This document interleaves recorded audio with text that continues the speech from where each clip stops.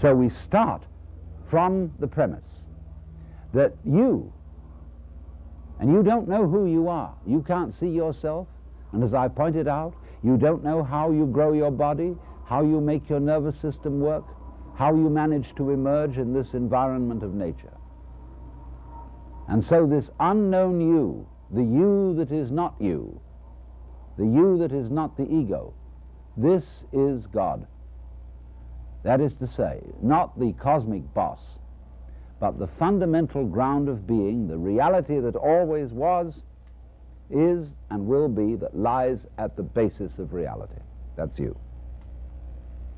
Now, let's go into a more mythological kind of imagery. Suppose you are God.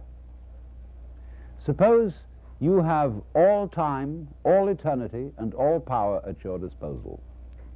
What would you do?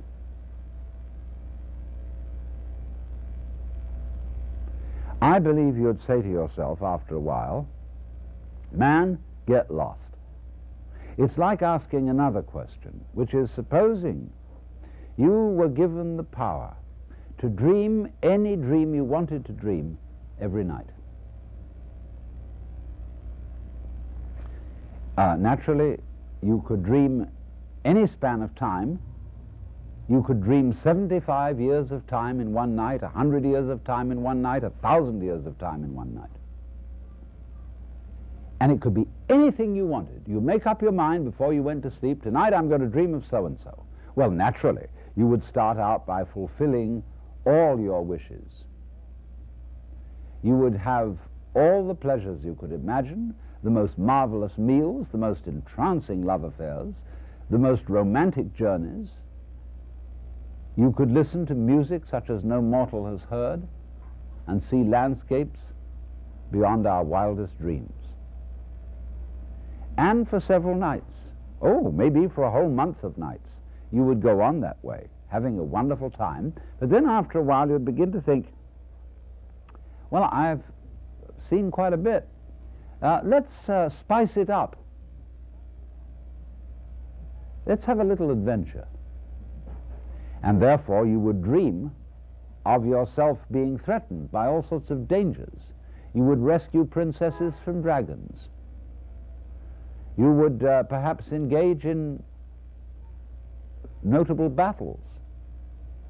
You would be a hero.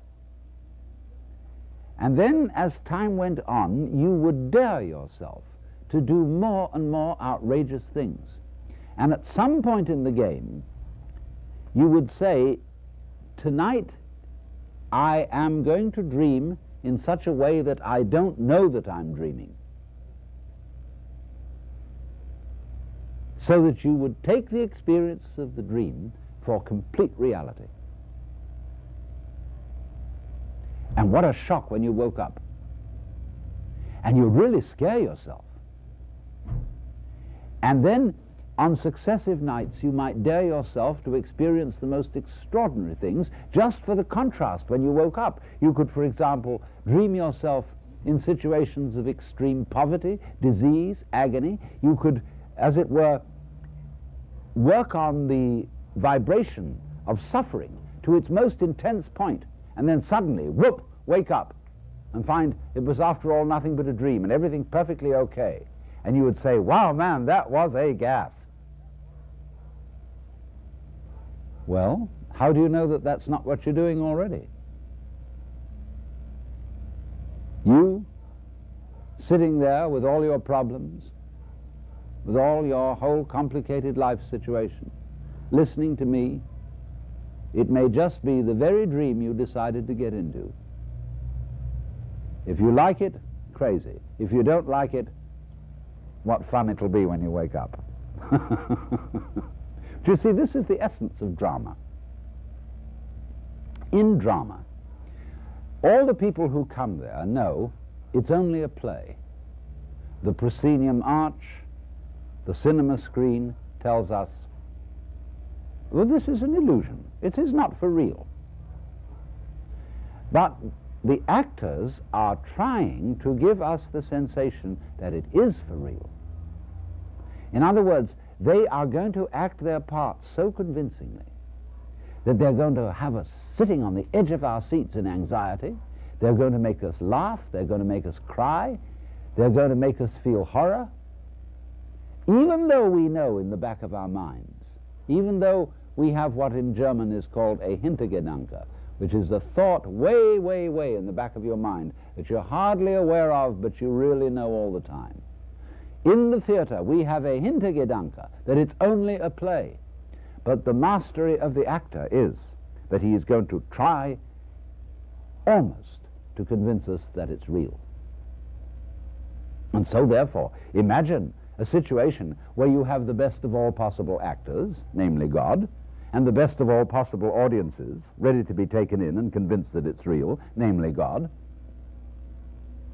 and that you are all many, many masks which the basic consciousness, the basic mind of the universe is assuming.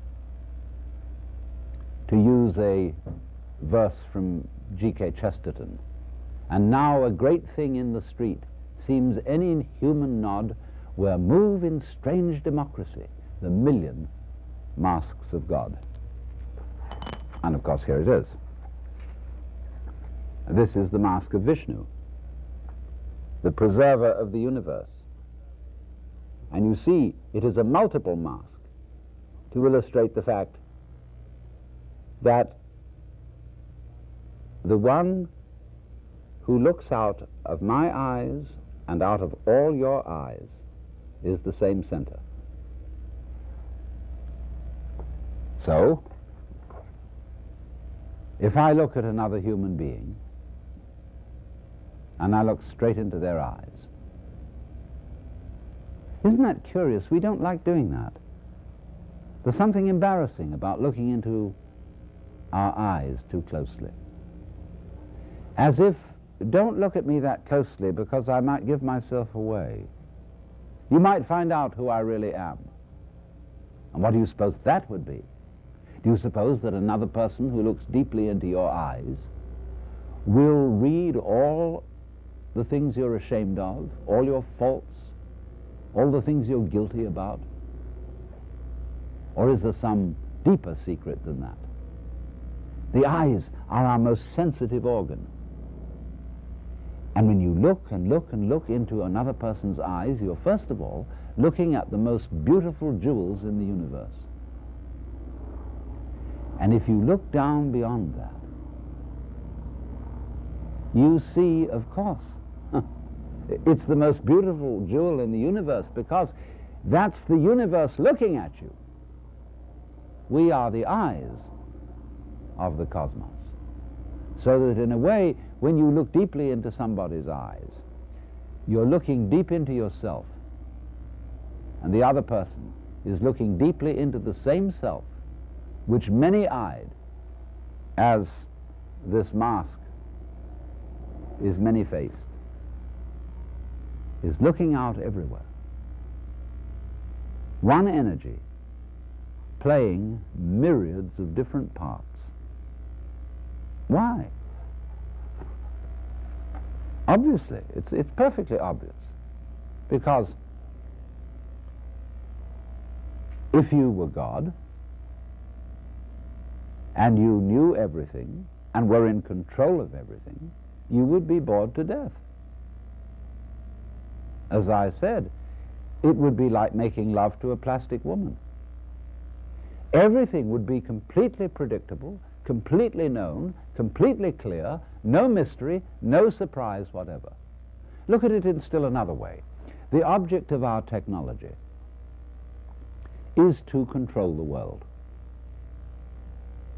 To have, as it were, a super electronic push-button universe where we can get anything we want, fulfill any desire simply by pushing a button.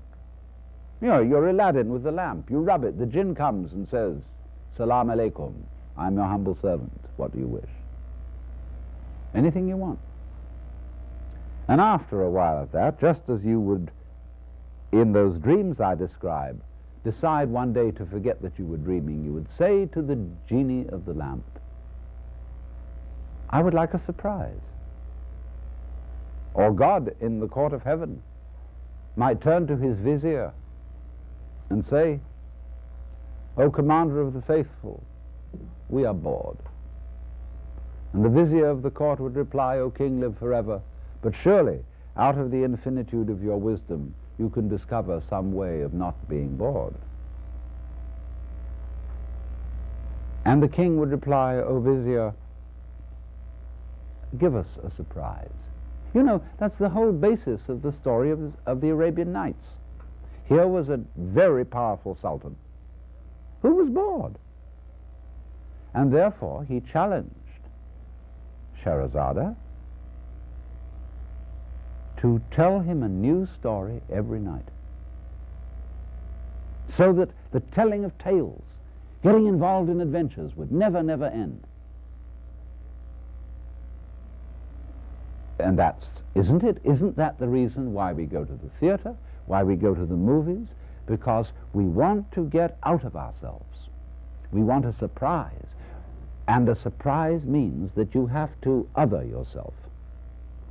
That is to say, there has to enter into your experience some element that is not under your control. So if our technology were to succeed completely, and everything were to be under our control, we should eventually say, we need a new button. In all these control buttons, we always have to have a button labeled surprise.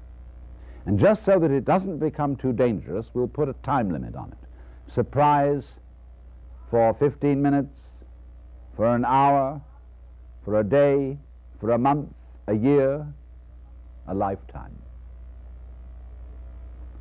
And then in the end, when the surprise circuit is finished, we'll be back in control and we'll all know where we are. And we'll heave a sigh of relief. But after a while, we'll press the button labeled surprise once more.